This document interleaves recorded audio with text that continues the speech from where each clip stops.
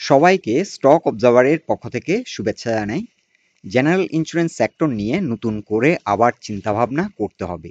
এই সেক্টরটি আজ একটি গুরুত্বপূর্ণ প্যাটার্ন ব্রেকআউট করেছে এবং দীর্ঘদিন ধরে ডিপ্রেশনে থাকার পর নতুন করে আজ মোমেন্টাম ফর্ম করেছে। কিছু কিছু স্টকেও আজ ভালো প্রাইস অ্যাকশন লক্ষ্য করা যায়। যারা যারা এই সেক্টরটিতে হাই প্রাইসে এন্ট্রি নিয়ে দীর্ঘদিন ধরে আটকে আছেন কিংবা যারা নতুন করে এন্ট্রি নেবেন ভাবছেন, আজকের আলোচনাটি আপনাদের জন্য অত্যন্ত গুরুত্বপূর্ণ। সো বন্ধুরা, আলোচনাটি শেষ পর্যন্ত শুনতে থাকুন।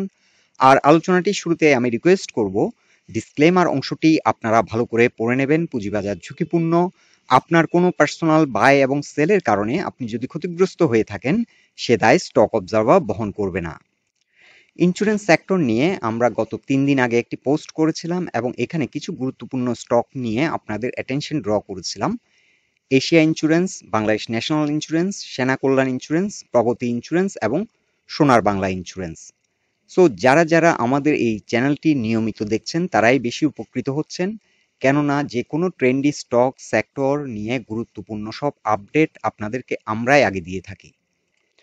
এখন আমরা জেনারেল ইন্স্যুরেন্স সেক্টরের একটি ডে চার্ট নিয়েছি এবং যে কারণে আমি আজ বলেছি যে এই সেক্টরটি নিয়ে আবার নতুন করে চিন্তাভাবনা করতে হবে, তার একটি অন্যতম বড় কারণ হচ্ছে এই সেক্টরটি একটি প্যাটার্ন ব্রেকআউট করেছে। এখানে আমরা একটা ট্রায়াঙ্গেল প্যাটার্ন ড্র করেছি। এই প্যাটার্নটি ব্রেকআউট করেছে এবং ভলিউমও বৃদ্ধি পাচ্ছে, সাথে প্রাইস অ্যাকশনও আমরা দেখতে পাচ্ছি এই সেক্টরে।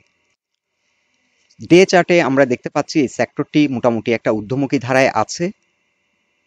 20 এবং 50 এক্সপোনেনশিয়াল মুভিং অ্যাভারেজের উপর অবস্থান করছে এবং পিভট পয়েন্টের উপর অবস্থান করছে। আর আমরা উইকলি চার্ট নিয়েছি এখন, আর উইকলি চার্টে আমরা একটি প্যাটার্ন ড্র করেছি। এটাকে ডিসেন্ডিং প্যাটার্ন বলা হয়, ডিসেন্ডিং চ্যানেল।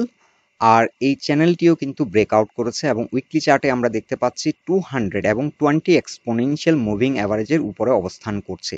এই রেড লাইনটি হচ্ছে 200 এক্সপোনেনশিয়াল মুভিং অ্যাভারেজ। আজকে এটি 200 এক্সপোনেনশিয়াল মুভিং অ্যাভারেজের উপরে অবস্থান করা এবং এখানে একটা প্যাটার্ন ব্রেকআউট করেছে আমরা এই উইকে দেখতে পাচ্ছি এবং এখানে একটা বুলিশ এনগালফিং ক্যান্ডেল আমরা এখন দেখতে পাচ্ছি উইকেন্ডে।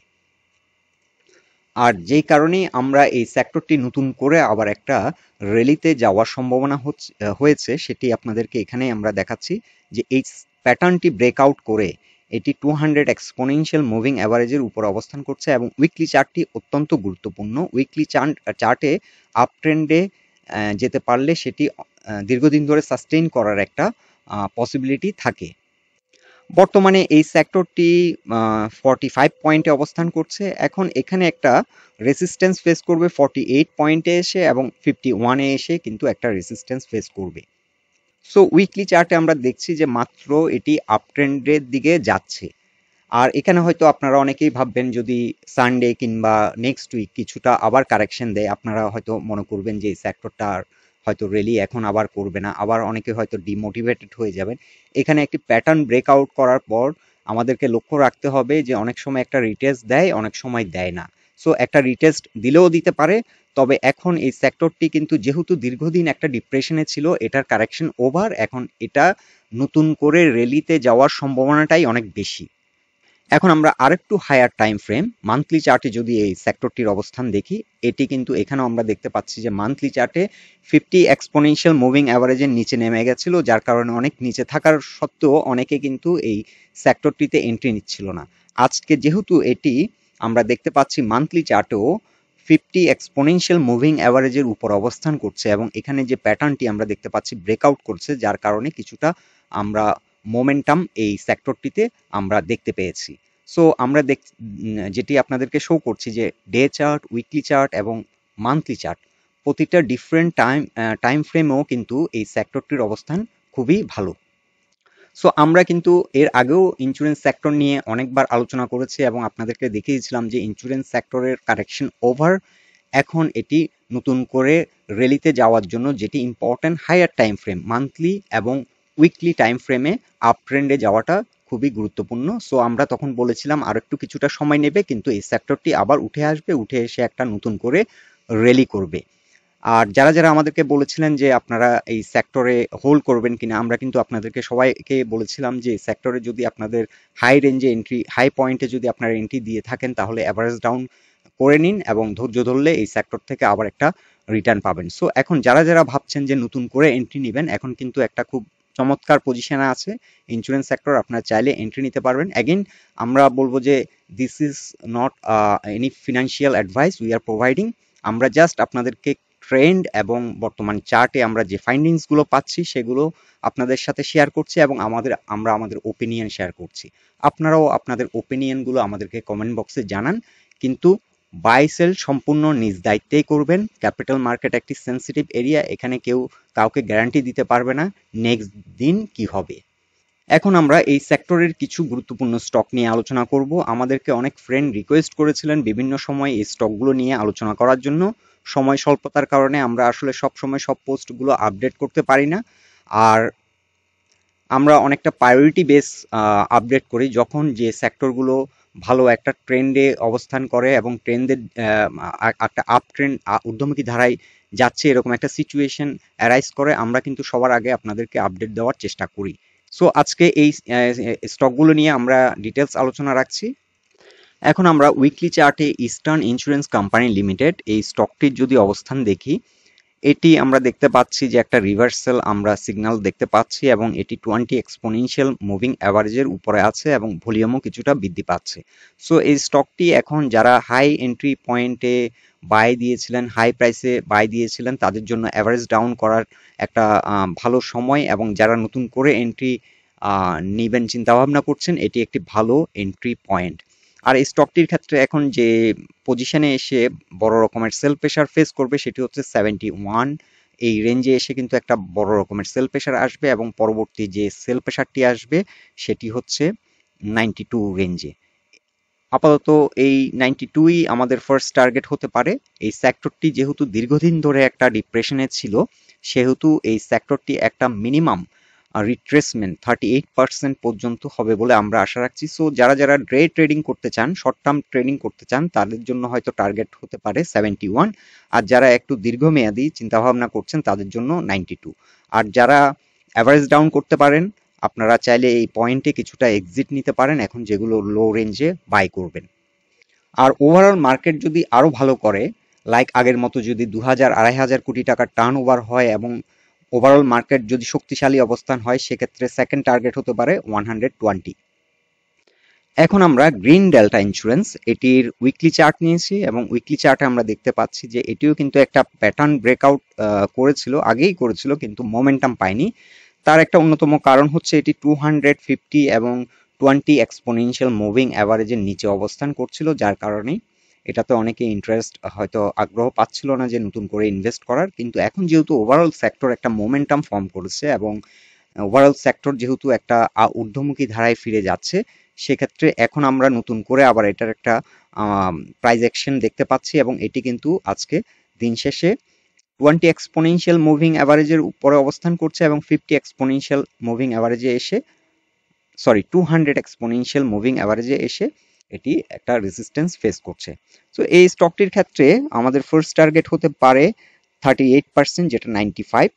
এই পয়েন্টে এসে একটা ভালো রকমের সেল প্রেশার ফেস করবে 95 থেকে 100 এই জোনটিতে। আর মার্কেট যদি ওভারঅল আরো স্ট্রং হয় তাহলে সেক্ষেত্রে 130 থেকে 150 পর্যন্ত আমাদের সেকেন্ড টার্গেট হতে পারে। আর যারা শর্ট টার্ম ট্রেড করবেন চিন্তা ভাবনা করছেন, তাদের জন্য 80 থেকে 82 এই জোনটাতেও কিন্তু একটা সেল প্রেশার ফেস করবে এই স্টকটি। আর যারা যারা ভাবছেন এই স্টকটির ক্ষেত্রে যদি ফ্লোর প্রাইস তুলে নেয় তাহলে সাপোর্ট কি হতে পারে, সেক্ষেত্রে 60 এই জোনটাতে এসে ভালো রকমের একটা সাপোর্ট পাবে। এখানে প্রাইস পয়েন্ট সাপোর্ট আছে এবং S1 সাপোর্টও আছে। আর আমরা দেখতে পাচ্ছি এই স্টকটির ক্ষেত্রে সেল প্রেশার কিন্তু কমে গেছে। এখন আমরা রিলায়েন্স ইন্স্যুরেন্সের আমরা একটি উইকলি চার্ট নিয়েছি এবং এই চার্টে আমরা দেখতে পাচ্ছি যে এই স্টকটিও কিন্তু একটা প্যাটার্ন ব্রেকআউট করছে। আমরা যদি এটাকে একটা ডিসেন্ডিং চ্যানেল হিসেবে ড্র করি, কিংবা আমরা ডে চার্টে চাইলে একটি ট্রায়াঙ্গেল প্যাটার্নও ড্র করতে পারি, এবং ট্রায়াঙ্গেল প্যাটার্নটি কিন্তু ব্রেকআউট করেছে এবং ব্রেকআউট করে কিন্তু এটি 50, 200 এবং 20 মুভিং অ্যাভারেজের উপর অবস্থান করছে এবং এখানে আমরা কিন্তু দিন শেষে একটি বুলিশ এনগালফিং ক্যান্ডেল দেখতে পাচ্ছি। এটাকে আমরা চাইলে বুলিশ হ্যামারও বলতে পারি। সো এই স্টকটিও কিন্তু এই সেক্টরের ভালো মানের একটি স্টক। বেসিক্যালি এর আগের যে স্টকটি আমরা আলোচনা করেছিলাম গ্রিন ডেল্টা এবং রিলায়েন্স, এগুলো কিন্তু ফান্ডামেন্টালি অনেকটা ভালো এই সেক্টরে। আপনারা চাইলে ফান্ডামেন্টাল অ্যানালাইসিসও করে নিতে পারেন এই স্টকগুলোতে এন্ট্রি দেওয়ার আগে। আর এছাড়া এই স্টকটির ক্ষেত্রে এখন 70-তে এসে একটা সেল প্রেসার আসবে, এখানে একটু চ্যালেঞ্জ ফেস করবে এবং আমরা ফার্স্ট টার্গেট মনে করছি 85, 38%। মিনিমাম একটা রিট্রেসমেন্ট হয় একটা লং কারেকশনের পর, সেটি হচ্ছে 38। এরপর মার্কেট ভালো থাকলে 50% পর্যন্ত উঠতে পারে, সেক্ষেত্রে 95 পর্যন্ত যেতে পারে। আর ওভারঅল মার্কেট যেটা বললাম, যদি অনেক ভালো করে সেক্ষেত্রে সেকেন্ড টার্গেট হতে পারে 118। এখন আমরা পাইওনিয়ার ইন্স্যুরেন্স নিয়ে যদি আলোচনা করি, এই স্টকটি কিন্তু এখনো ফ্লোর প্রাইজেই অবস্থান করছে, এখনো আমরা প্রাইস অ্যাকশন দেখতে পাচ্ছি না। কিন্তু ওভারঅল যদি আমরা পাস্ট রেকর্ড দেখি, এই স্টকটি কিন্তু একটা ট্রিমেন্ডাস পারফর্মিং স্টক। এটি 194 পর্যন্ত হিট করেছিল এবং এরপরে কিন্তু একটা মোটামুটি একটা ফ্ল্যাট কারেকশনের পর্যায়ে আসে এবং এখানে ফ্লোর প্রাইসে এখন অবস্থান করছে। সো এটা কিন্তু ওভারঅল যে র্যালিটি ছিল, ওভারঅল র্যালি থেকে আমরা দেখতে পাচ্ছি অলমোস্ট 78% পর্যন্ত রিট্রেস করেছে। সো এটিও একটি সিগনিফিক্যান্ট কারেকশন হয়েছে।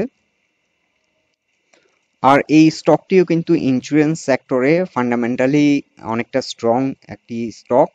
সো এই স্টকটিও আপনারা চাইলে নজরে রাখতে পারেন, তবে এটি একটু স্ট্রং হলে এন্ট্রি দেওয়াটা বেটার, কারণ এটি 75-এর উপরে যদি আসে তখন একটু এই স্টকে গতি আসবে, আদারওয়াইজ এখানে আরো টাইম নিতে পারে।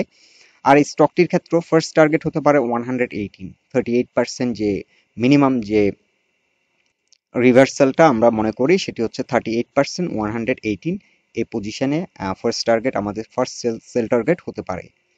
এখন আমরা সিটি জেনারেল ইন্স্যুরেন্সের উইকলি চার্ট নিয়েছি এবং এই স্টকটি কিন্তু আজকে একটা ভালো মোমেন্টাম শো করেছে এবং আমরা দেখতে পাচ্ছি যে এটি পিভট পয়েন্টের উপরে উইকলি চার্টে অবস্থান করছে এবং একটা ভালো প্রাইস অ্যাকশন এবং ভলিউম আমরা দেখতে পাচ্ছি হয়েছে। সো এই স্টকটি কিন্তু এই সেক্টরের একটি ভালো পারফর্মিং স্টক, এটি প্রায় 52 পর্যন্ত হিট করেছিল লাস্ট র্যালিতে, এখন আবার এটি নতুন করে একটা রিভার্সাল আমরা দেখতে পাচ্ছি। আর এই স্টকটির ক্ষেত্রে এখন ফার্স্ট টার্গেট হতে পারে 38 এবং সেকেন্ড টার্গেট হতে পারে 51। আর সাপোর্ট যদি আমরা বলি, সাপোর্ট হবে 24.3। তবে এখানে যেহেতু একটি প্রাইস পয়েন্ট সাপোর্ট আছে 26.1, এখানেও এসে কিন্তু একটা ভালো রকমের সাপোর্ট এই স্টকটি পাবে।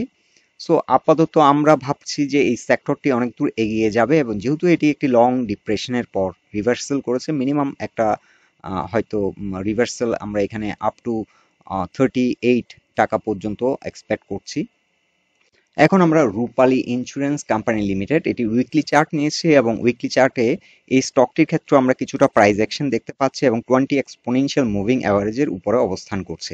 সো এই স্টকটির ক্ষেত্রে ভলিউম মোটামুটি বৃদ্ধি পেয়েছে। সো এটিও আমরা আশা করছি একটা ভালো প্রাইস অ্যাকশন করবে এবং ফার্স্ট টার্গেট হতে পারে 36.7 এবং সেকেন্ড টার্গেট আপ টু 55 পর্যন্ত হতে পারে। তবে এক্ষেত্রে এই যে রেসিস্ট্যান্স পয়েন্টগুলো আমরা মেনশন করেছি আপনারা চাইলে নোট ডাউন করতে পারেন। 32.3-তে এসে একটা ভালো রকমের সেল প্রেশার হবে, এরপরে 40 রেঞ্জে এসে কিন্তু একটা স্ট্রং সেল প্রেশার ফেস করবে এই স্টকটি। এরপর যে রেসিস্ট্যান্সটি হবে 44, এখানে এসেও কিন্তু একটা বড় রকমের সেল প্রেশার ফেস করবে 44.8। এছাড়াও ফিবোনাচি রেসিস্ট্যান্সগুলো আমরা মেনশন করে দিয়েছি, আপনারা চাইলে আপনারা নোট ডাউন করে নিতে পারেন। এখানে 32, 36, 40, 43, 48। আর সাপোর্ট বলতে গেলে এটি অলরেডি একটা সাপোর্ট পয়েন্ট থেকে উঠে আসছে, সেটি হচ্ছে 25.3। এটি কিন্তু ফ্লোর প্রাইস তুলে দিয়েছিল এবং এটি কিন্তু ন্যাচারাল ওয়েতে সাপোর্ট পেয়েছে, S1-এ এসে সাপোর্ট নিয়েছে। সো বন্ধুরা, এটাই ছিল ইন্স্যুরেন্স সেক্টর এবং এই সেক্টরের কিছু স্টক নিয়ে আমাদের ফাইন্ডিংস। আপনারা আপনাদের মতামতগুলো আমাদেরকে কমেন্ট বক্সে দিন। আর আলোচনাটি যদি আপনাদের ভালো লেগে থাকে অবশ্যই পোস্টটিকে লাইক দিন, বন্ধু বান্ধবের সাথে শেয়ার করুন। সবাই সুস্থ থাকুন, ভালো থাকুন। আজকের মতো এখানেই বিদায় নিলাম।